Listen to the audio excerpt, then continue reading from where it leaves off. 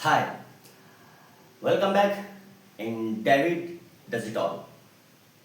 So, अभी कहानियों का और कविताओं का दौर शुरू हुआ है और आगे आगे देखेंगे कि हम क्या कर सकते हैं और क्या क्या सीख सकते हैं और क्या हमारे जो एक्सपीरियंसेस है लाइफ को लेकर हम साथ में साझा करेंगे। एंड कुछ समय बाद हम कुछ मेहमानों को भी इनवाइट करेंगे, बट वो फ्यूचरिस्टिक बात है, बट उसके बारे में हम अभी बात नहीं करेंगे। राइट नाउ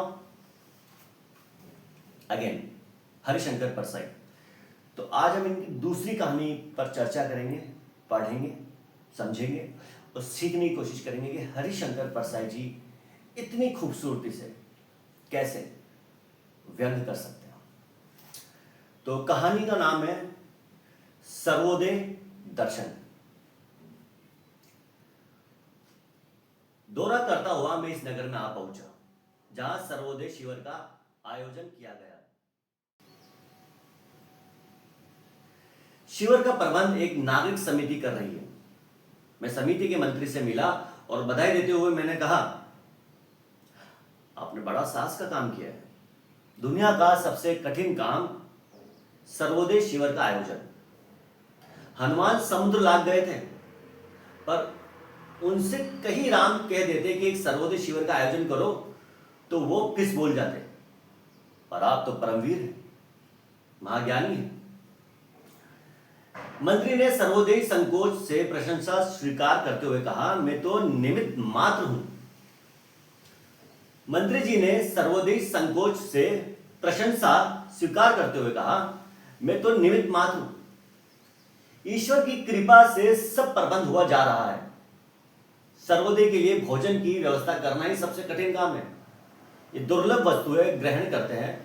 हमने 15-20 स्त्रियों को चिक्कियों पर बैठा दिया है और वो दिन रात पीसा करती है। 30-40 पीपे तिल का तेल शिविर में रखवा दिया है। ये लोग तेल पीते हैं ना। शहद लाने के लिए हमने 8 आदमी जंगल में भेजे थे।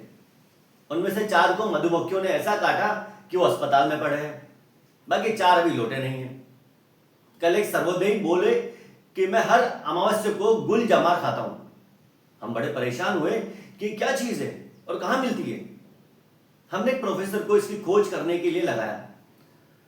उसने आज बतलाया कि एक फूल है जिसका उल्लेख किस्सा हातिम ताई में आता है और ये कहीं भूमध्य सागर के पास मिलेगा। हमने हवाई जहाज से 2 आदमी गुल जमाल लेने के लिए भेजे हैं। मंत्री से मिलकर मैं शिविर के पास गया। वह एक बड़े सर्वोदयी नेता स्वामी दीनबंधु जी बैठे थे। उनके आसपास सैकड़ों सर्वोदयी थे और स्वामी जी उनकी शंकाओं का समाधान कर रहे थे। प्रश्नोत्तर चल रहे थे। सर्वोदयी, स्वामी जी, यदि हम सिनेमा का पोस्टर उखाड़ रहे हो और उसी समय मैनेजर आकर कहे कि चलो तुम्हें सिनेमा दिखाता हूं, तो सर्वोदयी का क्या कर्तव्य है?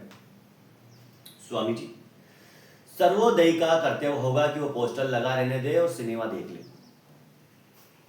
सर्वोदयी, सर्वोदयी के लिए झूठ बोलना कब कब क्षम्य है?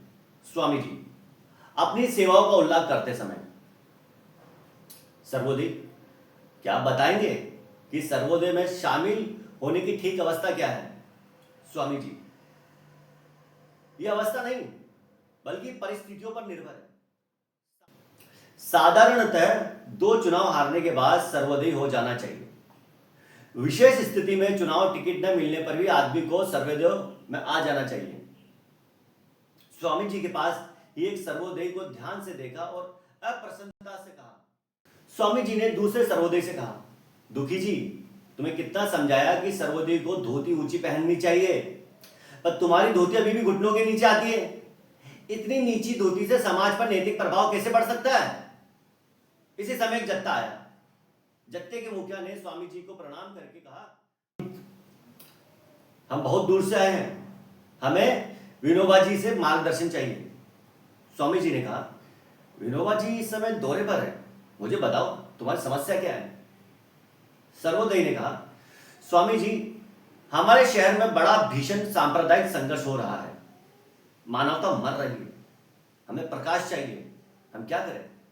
ऐसी स्थिति में हमारा क्या कर्तव्य होना चाहिए? स्वामी जी ने कहा, जब वहां संघर्ष चल रहा है तब तुमने अच्छा किया जो यहां आ गए। यहां कोई डर नहीं है, आराम से रहो। तुम कब चले थे? कल शाम को, सर्वोदय ने जवाब दिया। स्वामी जी ने पूछा, फिर इतनी जल्दी यहां कैसे आ पहुंचे? सर्वोदय ने कहा, क्यों, हम लोग रेलगाड़ी से आए हैं। स्वामी जी बहुत असंतुष्ट हो उठे। बोले, जब मूल सिद्धांत की अवहेलना करोगे तो क्या काम होगा?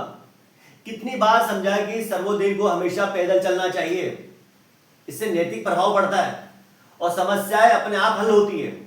अगर तुम पैदल आते तो तुम्हारे लौटते तक वहां शांति हो जाती और तुम कुछ करने से बच जाते।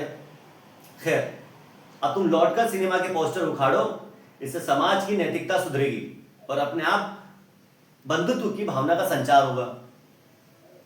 सर्वोदय ने हाथ जोड़कर कहा, पर हमारी मजबूरी यह है कि हम कुछ करना ही पड़ेगा। हम वहां कह आए हैं कि हम नुस्खा पूछने जा रहे हैं।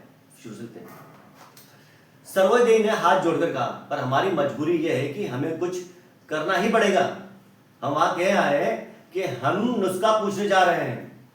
स्वामी जी ने कुछ देर विचार किया, फिर कुटिया में गए और एक जड़ी हाथ में लेकर आए। बोले, लो, ये जड़ी ले जाओ। इसकी विधि पूर्वक पूजा करके इसे जमीन में गाड़ देना। दिन रात 7 दिन तक इसे पास राम धुन लगाना। 8वें दिन इसे निकालकर लोबान की धुनी देना। बस समाज का हृदय परिवर्तन हो जाएगा। सर्वोदय ने जड़ी लेकर झोले में ढाल ली। चलते चलते सर्वोदय ने कहा, एक प्रार्थना और है।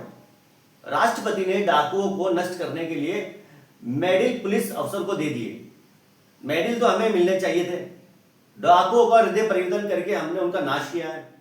स्वामी जी ने कहा, तुम्हारी शिकायत ठीक है, हम राष्ट्रपति से प्रार्थना करेंगे और तुम्हें मेडल दिलवाएंगे। इसके बाद सर्वोदयों का दातून तोड़ने का समय हो गया। सब उठकर दातून तोड़ने चले गए। The end.